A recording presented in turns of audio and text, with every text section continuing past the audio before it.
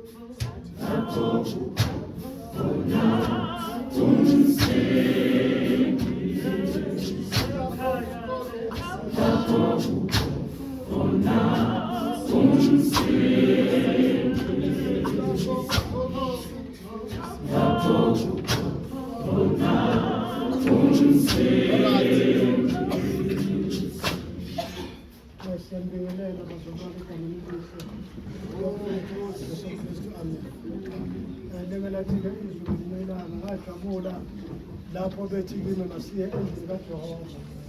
Ngiyathemba ukuthi sonke sijabulile ngoba size la ethempelini likaNkulunkulu bazalwane. Bekufanele uma uza-ke ethempelini likaNkulunkulu uthathe konke lokho nakho ukubeke esayidini, bese uma ungena ethempelini likaNkulunkulu ungene uhlanzekile, ungene umuhle, ungene umsulwa abazalwane. Ngaphandle kokuchitha isikhathi umambhishobhi besabamamukele abazalwane ngokukhethekile.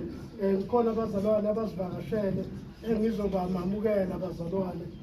Ngimamukele njena ibandla lamanxusa lonke mangithi ngiyabheka ngiyabona ukuthi hayi likhona abazalwane. Ngokukhethekile nje ngicela ukwamukela abazalwane from ngokuhlala ngale sinobaba uBishop uZulu. Siyabingelela uBishop uZulu. Sibe no-senior pastor uZolo, siyabingelela senior pastor. Sibe no-president uNdlovu, siyabingelela ngoba abahambi-ke bodwa bahamba nabomama. Umama uBishop uZulu mayekhona aphakamisa isandla, uma ngabe khona ulady senior pastor uZonda aphakamisa isandla, siyabonga mama. Uma ngabe khona ulady President Ndlovu aphakamisa isandla, siyabonga mama. Bese ngibingelela ngithula ubaba wethu uPastor Masondo. Siyamazi-ke uPastor Masondo siyabingelela ngoba. Bese ngokukhethekile bese-ke ngibingelela ama-grandparent wami, uLady Pastor Masilela no-Bishop uMasilela, uLady Bishop Masilela no-Bishop uMasilela. Ngiyabingelela kakhulu, ngiyithola ngaphansi kocingo lwenu baholi.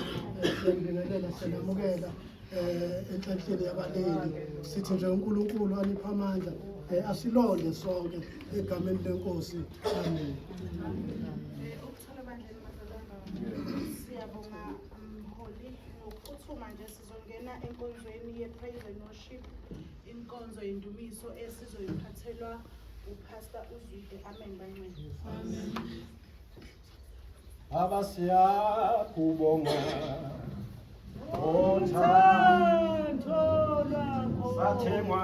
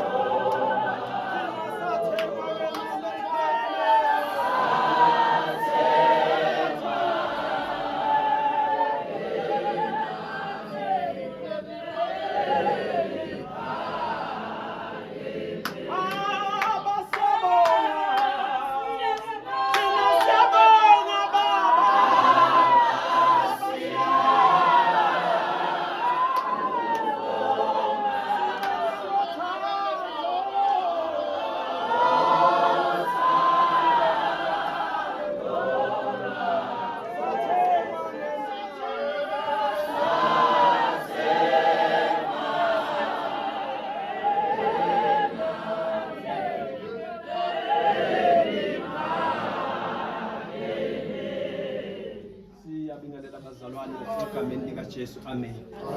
Ngibingelela Nkosi yami ubuholi bonke ikhabhinethi yonke egameni likaJesu. Ngibingelela amabhishophu onke uNkulunkulu asisize ngawo namhlanje. Sibingelela ubaba wethu Baba uNyandeni nogogo egameni likaJesu, amen. Ngicela ukubingelela nje Nkosi yami lonke ibandla likaNkulunkulu igama ngusanda nezwe ngoba ngima, amen. Siyabonga abazalwane, ngizokwenza nje inkonzo okungesiyona yami. Akusiye yami lenkonzo bazalwane, ungangibheki.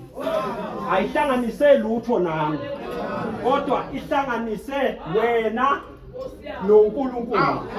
So ungangibuki mina ngizokwenza nje bazalwane ipraise and worship.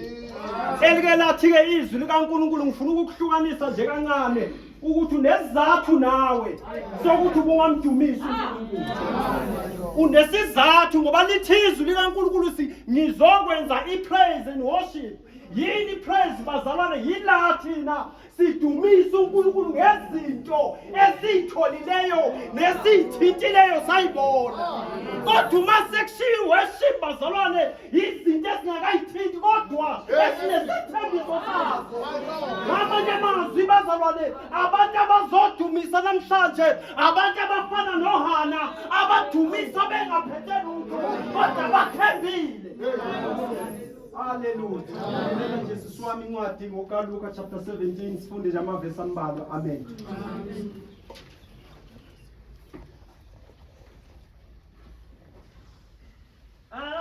amazulu athembela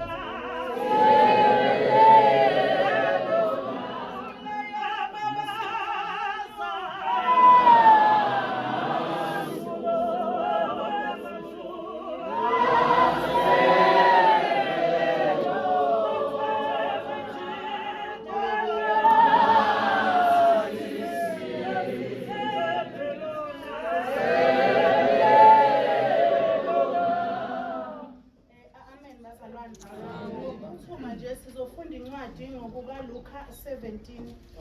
Isihloko lapha esigamile sithi ukuphulukiswa kwabanochoko abayishumi. Amen. Sizoqala lapha ku-11. Kwathi esehamba ukuya eJerusalema wadabula iSamariya neGalile 12.